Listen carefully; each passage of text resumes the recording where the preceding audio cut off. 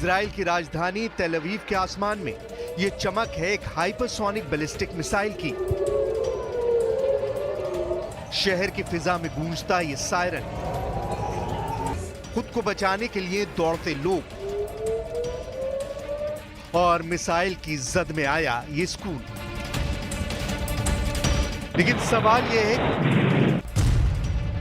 कि जब इजराइल अपने दुश्मन नंबर 1 हमास को गजा में विस्फोटक स्टाइल में पीट रहा है, इजराइल अपने दुश्मन नंबर 2 हिजबुल्लाह को मिसाइल मार मार कर घुटने पर ला चुका है। इजराइल ने दुश्मन नंबर 3 ISIS को सीरिया से करीब करीब साफ कर दिया है। इजराइल का दुश्मन नंबर 4 ईरान अपने समर्थक ग्रुप की तबाही देख सदमे में है। यानी नेतन्याहू ने सभी मोर्चे सेट कर लिए हैं। जहां दुश्मन सिर उठाता है, इजराइल मिसाइल मारकर उसे जमींदोज कर रहा है। सीरिया की लड़ाई में इजराइल के आगे कोई टिक नहीं पा रहा है। इजराइल के दुश्मन मैदान छोड़ भाग खड़े हुए हैं। तो आखिर अब इजराइल के दिल को दहलाने की जुर्रत किसने की है? आखिर कौन है जिसकी वजह से नेतन्याहू का एंगर मीटर लाल निशान के भी ऊपर चला गया है? नेतन्याहू को गुस्से से लाल करने वाली इस हरकत को अंजाम दिया है यमन के हूती विद्रोहियों ने।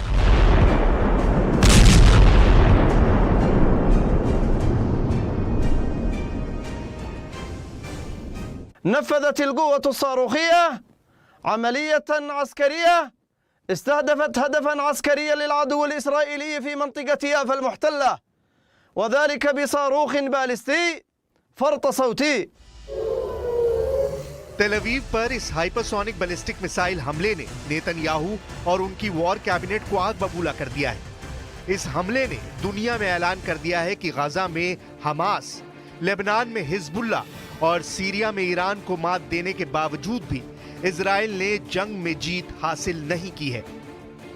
लेकिन अब इजराइल ने भी ऐलान कर दिया है, हमास और हिजबुल्लाह के बाद अब बारी है हूती की। इजराइल के रक्षा मंत्री इजराइल काट्स ने सोशल मीडिया साइट एक्स पर लिखा, मैं हूती आतंकवादी संगठन के नेताओं को चेतावनी देता हूं, इजराइल का लंबा हाथ आप तक भी पहुंचेगा। जो कोई भी इजराइल पर हाथ उठाएगा उसका हाथ काट दिया जाएगा। जो भी हमें नुकसान पहुंचाता है उसको 7 गुना हानि पहुंचाई जाती है। इस धमकी के फौरन बाद यमन के आसमान से आग बरसनी शुरू हो गई। हूती कब्जे वाले क्षेत्र की राजधानी सना और यमन के सबसे बड़े बंदरगाहों में से एक हुदैदा के साथ साथ यमन के हूती विद्रोहियों के कई ठिकानों को IDF ने निशाना बनाया।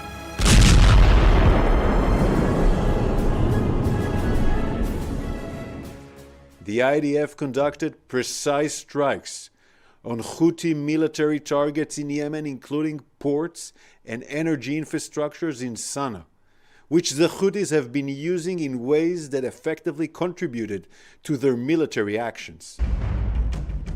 7 अक्टूबर 2023 को इजराइल पर हुए हमास के हमले के बाद 19 अक्टूबर 2023 को हूती विद्रोहियों ने इजराइल पर पहली बार मिसाइल से हमला किया था और अपनी इस कार्रवाई को गाजा में चल रहे इजराइल के हमले का जवाब बताया था।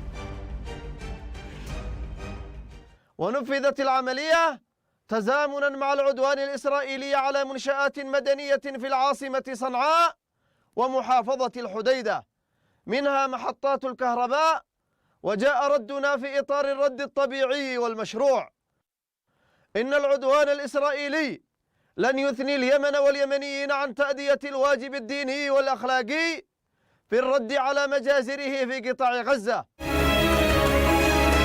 हूती विद्रोहियों की इस धमकी को भले शुरुआत में ज्यादा तवज्जो ना दी गई हो, लेकिन बीते करीबन 1 साल में यमन के लड़ाकों ने यह साबित किया है कि कैसे वो दुनिया की तेल अर्थव्यवस्था को अपने दम पर अस्थिर बना सकते हैं। और इसकी वजह है वो दरवाजा जहां से दुनिया का 60% से ज्यादा तेल का कारोबार होता है, यानी बाब अल मंदब। यमन और अफ्रीकी महाद्वीप के बीच बहने वाले समुद्र की बेहद संकरी धारा का नाम बाब अल मंदब है। अरबी भाषा में बाब अल मंदब का मतलब होता है दुख का द्वार। इस संकरे रास्ते की चौड़ाई महज 20 किलोमीटर है और हर साल इस रास्ते से करीब 21,000 जहाज गुजरते हैं। बाब अल मंदब के इस संकरे दरवाजे को हूती विद्रोहियों ने इजराइल और अमेरिका को कसने का शिकंजा बना दिया। इस शिकंजे को 4 चरणों में कसा गया। पहले चरण में लाल सागर से गुजरने वाले इजरायली मालवाहक जहाजों को निशाना बनाया गया। दूसरे चरण में उन जहाजों पर भी हमला किया जाने लगा जो इजरायली बंदरगाहों की तरफ जा रहे थे। तीसरे चरण में इजराइल की मदद करने वाले अमेरिका और ग्रेट ब्रिटेन के जहाजों को निशाना बनाया गया। चौथे चरण में हूती लड़ाकों के मिसाइलों की जद में वो जहाज भी आ गए जिनके मालिकों का इजराइल से कोई भी संबंध था।